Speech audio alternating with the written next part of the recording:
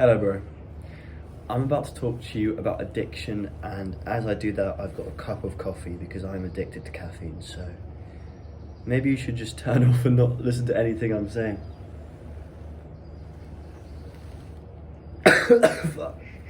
But I love caffeine, so. Oh. Hello, again. So, listen. This might sound like complete cope, but my addiction to caffeine, the reason why I don't think it's a problem is because it doesn't stop me from living. It adds to my life, yes. It is a tool. That was my morning coffee. It gets my brain in focus for these videos. I love the taste of coffee, I love the feeling. I've always been a stim kid, but does it destroy my health? No. Does it destroy my ability to sleep? No. So it's an enjoyment that I can justify. Do I rely on it? Yes. But it doesn't take away from my health. Now, you could argue that just because I rely on it, that's a bad thing in itself. I used to think that. But I don't know, I personally don't agree. Because if it's bringing happiness to my life, if it's helping me in areas, then it's just a tool that aids to my life, and that's all it is. Just because I rely on it, I rely on loads of things. But say coffee didn't exist, say coffee was not in reach, I know I could detox myself, it would be very difficult, but it wouldn't stop me. But I have a hard fucking time. It's an addiction. But it's not taking away anything from my life, it's only adding to it. It would be taking away from my life if I didn't have access to it, but there's mornings where I don't have coffee until like midday, surviving off my natural energy, and sometimes that's better. Now let's talk about cigarettes. I'm not a smoker, but occasionally I have the occasional cigarette. I work in hospitality, so I'm around a lot of smokers all the time. And very occasionally, I'd say like once a week, maybe less, I'll have a cigarette from someone else, right? Does that add to my life? No, that's pure hedonism. It's a short-term Nicky rush, but you're inhaling chemicals and you know all this shit. But I enjoy it. After a 40-hour work week of 14-hour shifts back to back, it's almost like a little treat, but I can sustain it. And almost in like a psychopathic way, when I smoke with regular smokers, I almost think to myself, well, this is going to be my last cigarette for a week to 2 weeks, and you're having this daily. Sometimes I joke about that with them. But it's not in control of me. I consciously choose to do things like that.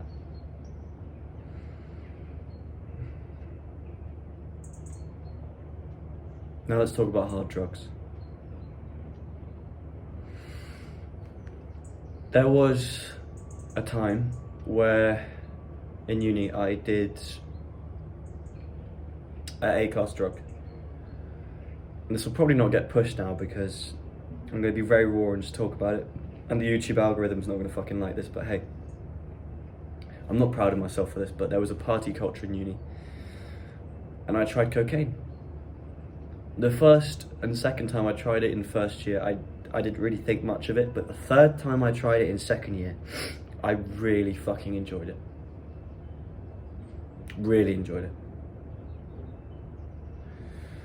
This was around about the time where I started to take my health more seriously and wanted to improve myself, but that night I remember I've always been anxious at parties, but I remember just dancing and having the best time of my life.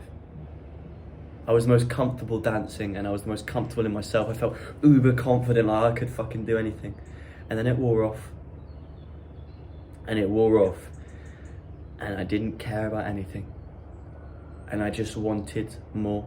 And I started going into my fucking bank account for savings and shit.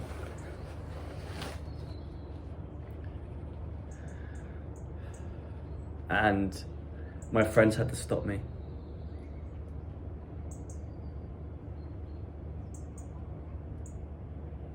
And then every time I went out, because I went out quite a lot back then, every weekend something was missing. I couldn't, alcohol, the drug, or the poisonous thing itself, I couldn't enjoy that anymore because something was missing. And that's when I knew I had to stop. And I haven't tried cocaine since. I may try it again in the future, but not like that. Because I knew that it would control me. Because that was the first time that I felt not in control. It had a grip over me because it made me feel good and better than myself. And that's where addiction gets out of control. And I'm gonna tell you why in a second. Alcohol now, I've gone in a day, I'm gonna be 3 months sober. I'm not saying alcohol is the worst thing in the world, but objectively it is just a poisonous thing that, if we're being honest, is only sold because it gets money. I went 3 months sober because I wanted to prove myself I could do it, because I've just come out of a uni culture where I've never been able to have just one pint. My friends would always tell me to go out for one pint, but I knew what that meant. The alcohol would touch my lips and I'd need to get fucking drunk, and I would. So this 3 months sober has just been to change my relationship with it. I might not go back to it, to be honest. If I do, it's gonna be as a accompaniment to a night, not the main event of the night. I'm in a new city now, I wanna go out and experience the city, so if I drink, fair enough, but I don't wanna get drunk anymore. Because I used to make so much progress in the gym, and then it would all go downhill because I went out on the weekend and got fucking shit-faced and like got blackout drunk.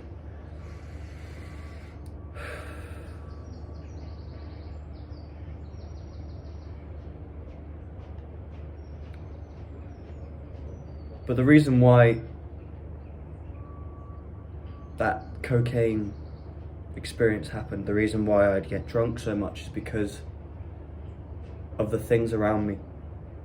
There was a test done, and I'm going to butcher the way this is said, but look it up in your own way. And I think it was done with rats. And they gave these two different rats, the choice of this hard drug and water sustenance. After they let them try the drug first, and then they put it in there, and they left them for days. One rat tried the drug, enjoyed it, but mainly ignored it and stuck to the water because he needed that to fucking live, and the food, right? The other rat kept coming back to the drug, and do you know what was the fucking difference? And now I think about it, I think it was hamsters, so I'm butchering this, but the difference was their cage. The rat that decided to sustain itself had a lovely cage, everything it needed, was able to socialise, get out. The other rat had a shitty little cage, and the drug was one of the only things that made it feel happy.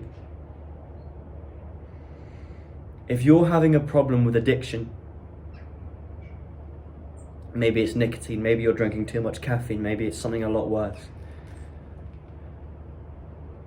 It's very, very likely that your hamster cage is in dire, dire shape. Because what I was doing every single time I was going out and getting fucking shit-faced drunk, taking drugs, is I was escaping. I used to smoke weed like 2 years ago. I haven't smoked weed in 2 years. I never even liked it. It would make me paranoid and self-conscious. But I'd still do it. I'd still have the need to do it because it was escape. It was escape from reality that was boring, quite frankly. You need to change your hamster cage. How? Saying less, doing more. Bro, it's a hard road, because to get happiness you need to not chase it. So in a way, to make your life better than it is now, you kind of have to make it worse at first by pushing yourself to do uncomfortable things. To start treating yourself with respect, start working out, start going to the gym. Stop the bad habits. And if you've got a long line of addiction, it's not as easy as that. I'm not just here saying, oh, stop smoking, stop doing this, because I know it's implanted in your brain, like addictions to porn, like addictions to whatever. I'm sure you've been doing it for a while. But it's a cope right now. It's helping you deal with something in life, and life is only going to get harder. So the thing you need to do is improve your cage, so your home space, but your mental space as well. I recommend meditation. And there are people out there that will explain that way better than I ever will. I'm in a space where I've not been meditating as much right now, but I don't feel like I need to. But it helped me through hard times. The gym has always been my escape.